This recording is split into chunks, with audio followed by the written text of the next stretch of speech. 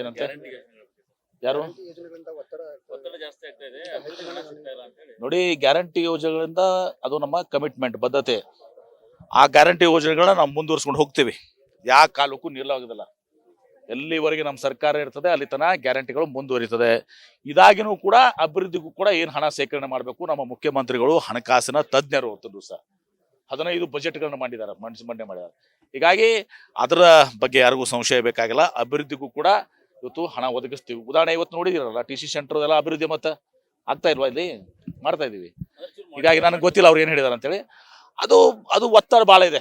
ಯಾಕಂದ್ರೆ ನಮ್ಮಲ್ಲಿ BPL ಸುಮಾರು 82% ಅದು ನಮ್ಮ ರಾಜ್ಯದಾಗ. ಎಲ್ಲರಿಗೂ BPL ಇದೆ.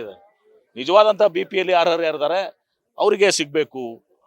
ಅನವಶ್ಯಕವಾಗಿ ಯಾರು ಈಗ ನನ್ನಂಥವ್ರು MB ಪಾಟೀಲ್ BPL ತಗೊಂಡಿದ್ರೆ ಅಂಥವ್ರಿಗೆ ಯಾಕೆ ಕೊಡಬೇಕು ಅನ್ನೋದೊಂದು ಒಂದು ಚಿಂತನೆ ಭಾಳಷ್ಟು ದಿವಸ ಇದೆ. ಅದಕ್ಕೆ ಸಮಗ್ರವಾಗಿ ಇವತ್ತೊಂದು ದಿವಸ ಏನು ಸಮೀಕ್ಷೆ ಆಗಬೇಕಾಗ್ತದೆ. ಆ ನಿರ್ಣಯನ ಸರ್ಕಾರ ಸೂಕ್ತ ಸಂದರ್ಭದಲ್ಲಿ ಕೈಗೊಳ್ತದೆ. ನನಗೆ ಗೊತ್ತಿಲ್ಲಪ್ಪ, ಹೈಕಮಾಂಡ್ ಹೇಳ್ಬೇಕು, ನಾನು ಹೈಕಮಾಂಡ್ ಅಲ್ಲ, ನನಗೆ ಗೊತ್ತಿಲ್ಲಪ್ಪ. ಆಲ್ಮ ಮುಖ್ಯಮಂತ್ರಿಗಳು ಮಾತಾಡಿದಾರ.